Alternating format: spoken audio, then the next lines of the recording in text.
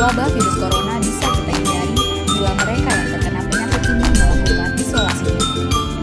Tidak semua pasien corona harus dirawat di rumah sakit. Mereka yang tidak termasuk kelompok rentan cukup melakukan isolasi diri di rumah. Protokol isolasi diri sendiri dalam penanganan COVID-19.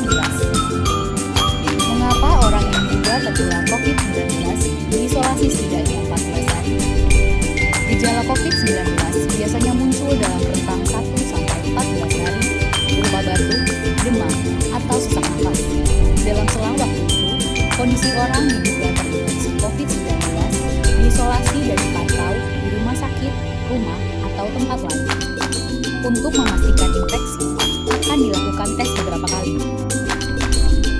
Apabila Anda bukan kelompok rentan seperti lansia atau memiliki penyakit kronis lain seperti diabetes, jantung, kanker, penyakit paru kronik, AIDS, penyakit autoimun, dan sejenisnya, maka Anda dapat secara sukarela atau berdasarkan rekomendasi petugas kesehatan melakukan isolasi mandiri. Apakah isolasi mandiri itu? Isolasi mandiri adalah upaya mencegah penyebaran COVID-19 dengan berdiam diri di rumah sambil memantau kondisi diri kita, seraya tetap menjaga jarak aman dari orang sekitar atau keluarga. Siapa yang perlu melakukan isolasi mandiri? Siapapun yang memiliki gejala sakit seperti demam, batuk atau pilek, nyeri tenggorokan, atau gejala penyakit pernapasan lainnya, atau termasuk dalam kelompok orang dalam pemantauan atau ODP, yaitu orang yang pernah berkontak erat dengan pasien positif COVID-19 dan atau orang dengan riwayat perjalanan dari negara atau transmisi lokal COVID-19. Berapa lama waktu isolasi ini? Setidaknya selama 14 hari sampai hasil pemeriksaan sampel di laboratorium diketahui. Apa yang perlu dilakukan saat isolasi mandiri?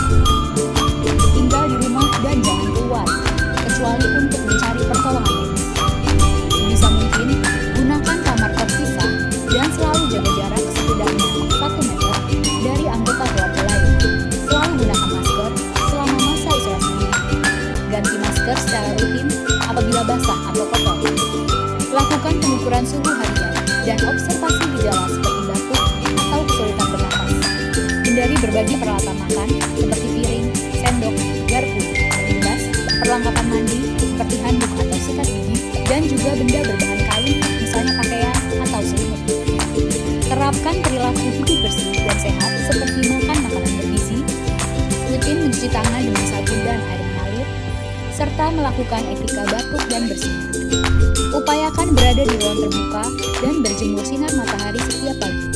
Jaga kebersihan rumah dengan cairan disinfektan, terutama untuk area atau permukaan yang sering tersentuh tangan. Hubungi segera fasilitas layanan kesehatan bila sakit memburuk, seperti mengalami sesak nafas. Apa yang tidak boleh dilakukan saat isolasi mandiri? Tidak boleh keluar rumah, termasuk untuk bekerja, apalagi ke ruang publik. Bila sangat terpaksa harus keluar, gunakan masker dan hindari transportasi publik atau tempat ramai. Tidak boleh berbagi alat makan, mandi, dan pakaian bersama anggota keluarga lainnya. Cuci peralatan makan dan pakaian secara mandiri terpisah dari anggota keluarga lain. Bila harus berbagi kamar mandi atau mesin cuci pakaian, maka bersihkan dengan disinfektan setelah dipakai. Bagaimana menjaga pertahanan tubuh selama masa isolasi mandiri? Tetap terapkan pola hidup sehat, antara lain dengan makan makanan bergizi seimbang, perbanyak buah dan sayur, istirahat yang cukup, lakukan olahraga ringan, dan hindari merokok atau minum alkohol. Isolasi mandiri bukanlah sesuatu yang sulit, namun membutuhkan komitmen baik dari diri sendiri maupun keluarga dan orang terdekat. Orang yang menjalani isolasi dapat mengalami kesepian, kekhawatiran, dan ketidaknyamanan saat mengalami gejala sakit. Maka mereka perlu dibantu, didukung, dan diberi semangat.